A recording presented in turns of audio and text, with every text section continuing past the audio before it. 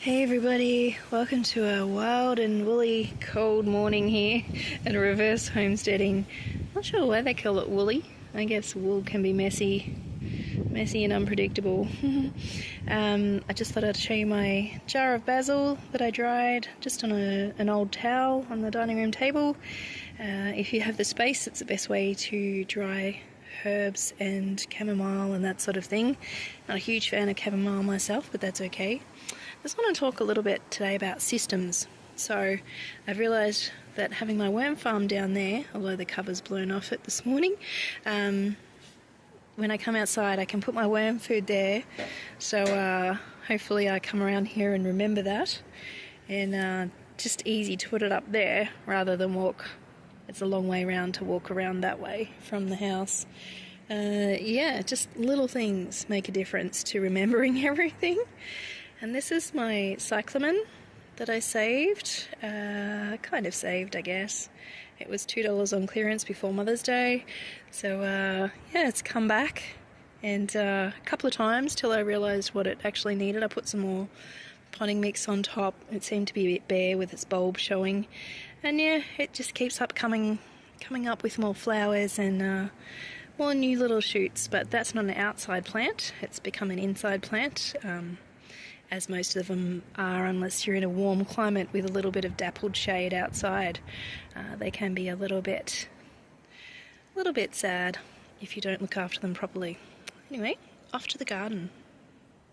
I've got a little garden friend under here. Little bee, little honeybee, a European honeybee. So I guess it just wanted somewhere warm. Might leave that little one there till it decides to fly away. This little bee is moving around a little bit more. I'm just going to take it to my mini greenhouse that I'm clearing out at the moment and see if it's a bit happier. I'll bring it some water.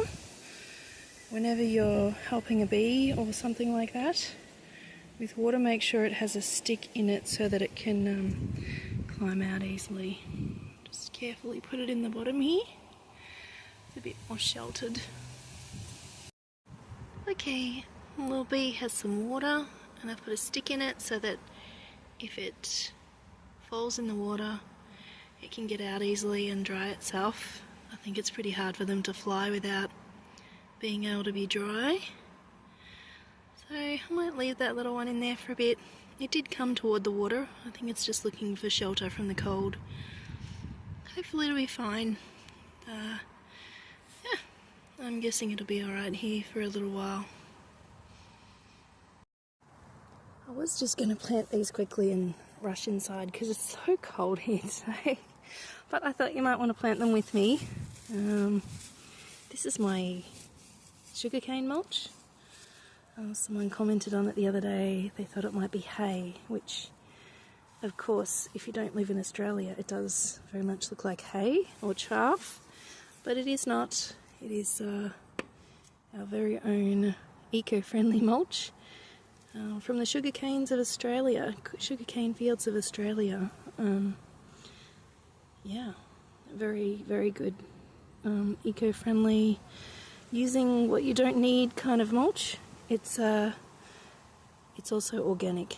Sorry about the camera shake. It's kind of hard to do these things all at once. You know, if I keep doing YouTube for a while, you might look back and think, wow, she's come a long way. But I haven't yet. Alrighty, I'll plant a few more of these. I've already planted some onions and other things. I'll show you at the end what I've actually planted. And I've bent a leaf on that one. Oh well. Just take it off back to the stem and it'll be fine.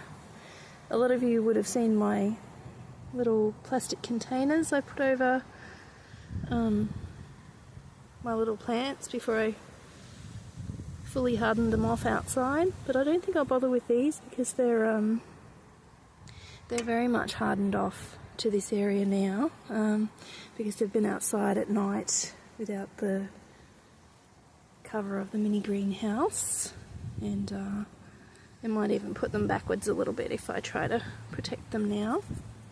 Alrighty, I better get some of these watered in. Next we have our Swedes, which are best of all variety from Mr. Fothergill's. I don't have any affiliations with anything, so that's the general rule of thumb here. Just letting you know the variety so that you can possibly grow it yourself. I have planted way too many in here, so I'm just going to sort of place my hand around the edges here so that I don't lose all of the leaves on top.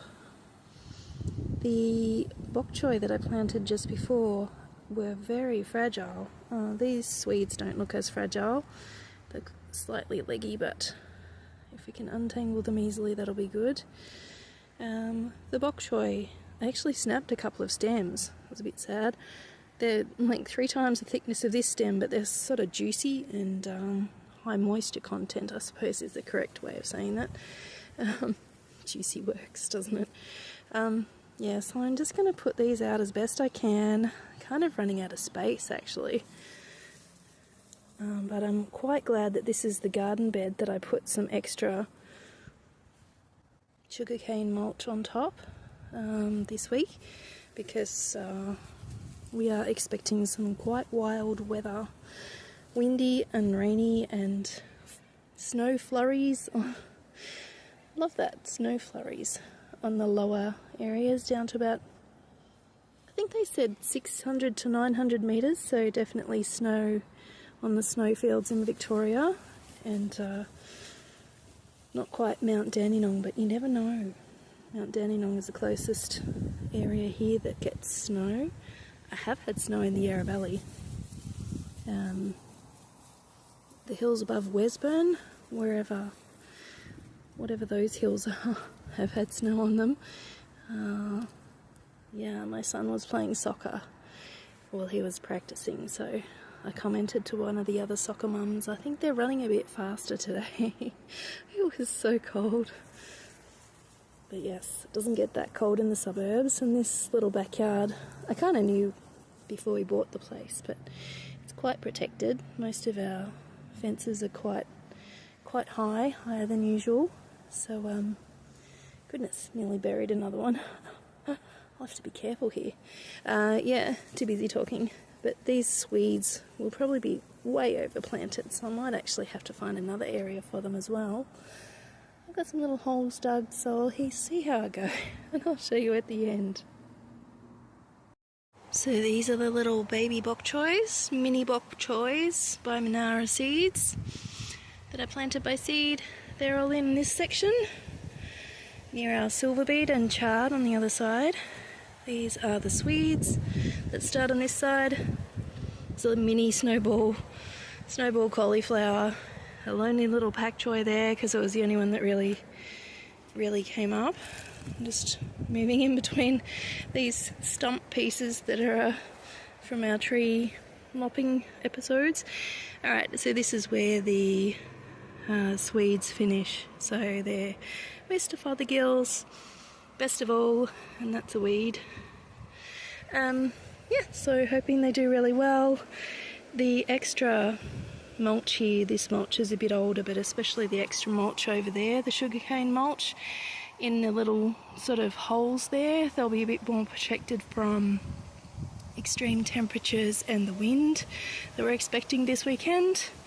And I'll put the net covers back on, and you can feel the temperature difference underneath the net covers.